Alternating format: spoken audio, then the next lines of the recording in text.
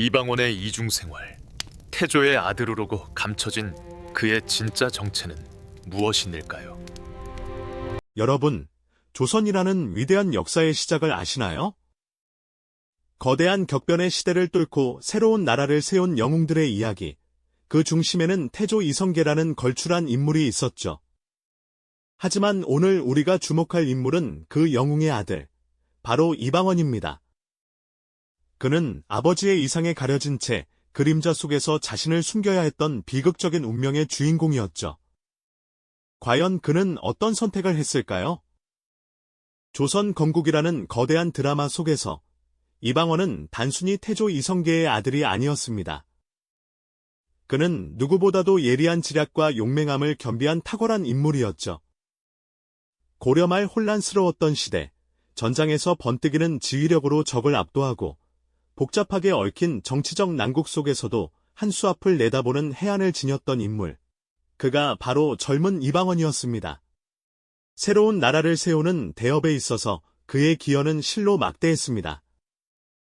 위화도 해군 당시 아버지 이성계가 잠시 자리를 비운 사이, 개경에서 가족을 지키고 정세의 흐름을 읽어내며 결정적인 순간마다 과감한 결단을 내렸던 그의 모습은 그저 한 왕자의 거실하기보다는 이미 완성된 전략가의 면모를 보여주었습니다. 특히 고려의 충신이었던 정몽주를 격살하며 새로운 시대를 향한 거침없는 의지를 보여준 장면은 그의 내면에 숨겨진 단호하고 냉혹한 승부사의 기질을 여실히 드러냈습니다. 망설임 없이 역사의 물줄기를 바꾼 이 결단은 그가 얼마나 강력한 의지와 목표의식을 가진 인물이었는지를 방증하는 것이었죠. 당시 이방원의 활약이 없었다면 조선 건국은 훨씬 더 많은 난관에 부딪혔을지도 모릅니다. 그는 말 그대로 조선 건국의 1등 공신 중 한 명이었던 것입니다. 하지만 아이러니컬하게도 이러한 그의 뛰어난 능력과 넘치는 야망은 아버지 태조 이성계가 꿈꾸던 이상과는 정면으로 충돌할 수밖에 없었습니다. 태조는 새로운 조선이 오직 왕의 의지에만 기대는 나라가 아니라 현명한 재상들이 백성을 위해 국정을 이끌어가는 재상 중심의 국가를 꿈꿨습니다.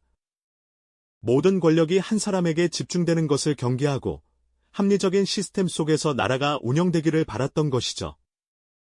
그리고 그 이상을 설계하고 현실로 만들어가는데 앞장섰던 인물이 바로 정도전이었습니다.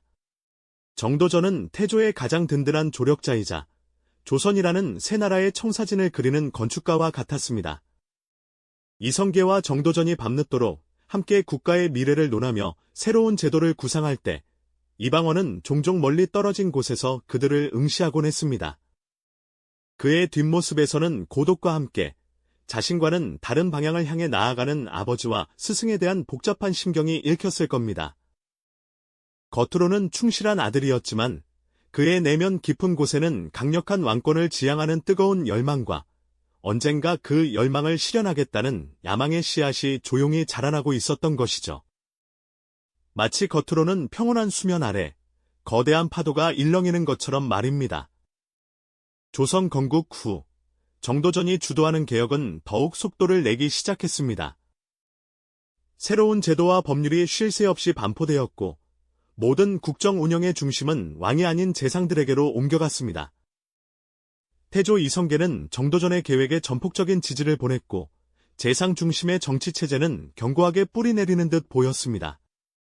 그러나 이러한 흐름 속에서 이방원은 점차 소외감을 느끼기 시작했습니다. 자신이야말로 조선 건국에 가장 큰 공을 세운 주역 중 한 명이었음에도 불구하고 그의 입지는 점점 더 좁아지는 듯했습니다. 결정적인 사건은 바로 세자 책봉에서 터져 나왔습니다. 태조는 자신의 오랜 동지이자 아들인 이방원 대신 어린 이복동생 이방석을 세자로 책봉했습니다. 이방원에게는 청천벽력과 같은 소식이었죠.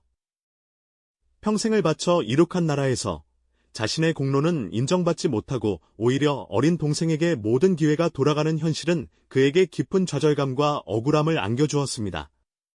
태조의 관심과 기대는 오직 어린 세자 이방석에게만 향하는 듯했고 이방원은 마치 그림자처럼 변두리로 밀려나는 듯한 기분을 떨칠 수 없었을 겁니다. 겉으로는 태조의 아들로서 충실한 모습을 보였지만 그의 내면에서는 거대한 균열이 생겨나기 시작했습니다. 억눌린 분노와 배신감은 그를 더욱 단단하고 냉혹하게 만들었죠. 그는 이대로 물러설 인물이 아니었습니다. 술잔을 기울이며 비장한 표정을 짓는 이방원의 주변에는 그를 따르는 무사들과 뜻을 같이 하는 사람들이 하나둘 모여들기 시작했습니다. 그들은 어둠 속에서 밀담을 나누며 언젠가 터져나올 거대한 폭풍을 예비하고 있었습니다. 이방원은 겉으로 드러나지 않는 곳에서 자신의 입지를 다지고 세력을 규합하며 점차 숨겨진 정체성을 강화해 나갔던 것입니다. 그의 내면에서는 이미 거대한 계획이 치밀하게 짜여지고 있었으니 말이죠. 이전 회차에서 이방원이 어둠 속에서 세력을 규합하고 거대한 계획을 품었다는 이야기, 기억하시죠? 그의 내면에 쌓여가던 억압된 분노와 강렬한 야망은 단순한 불만을 넘어 마치 끓어오르는 용암처럼 언젠가 터져나올 거대한 폭풍을 예비하며 더 이상 숨겨질 수 없는 지경에 이르렀으니 말이죠.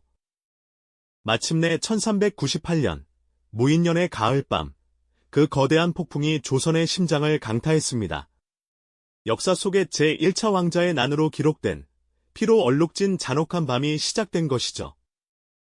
이방원은 더 이상 아버지의 그림자나 소외된 왕자가 아니었습니다. 그는 오랜 시간 감춰왔던 자신의 진짜 얼굴, 즉 강력한 왕권 국가를 향한 맹렬한 의지를 세상에 드러내며 자신의 운명을 스스로 개척하려는 비장한 결단을 내렸습니다.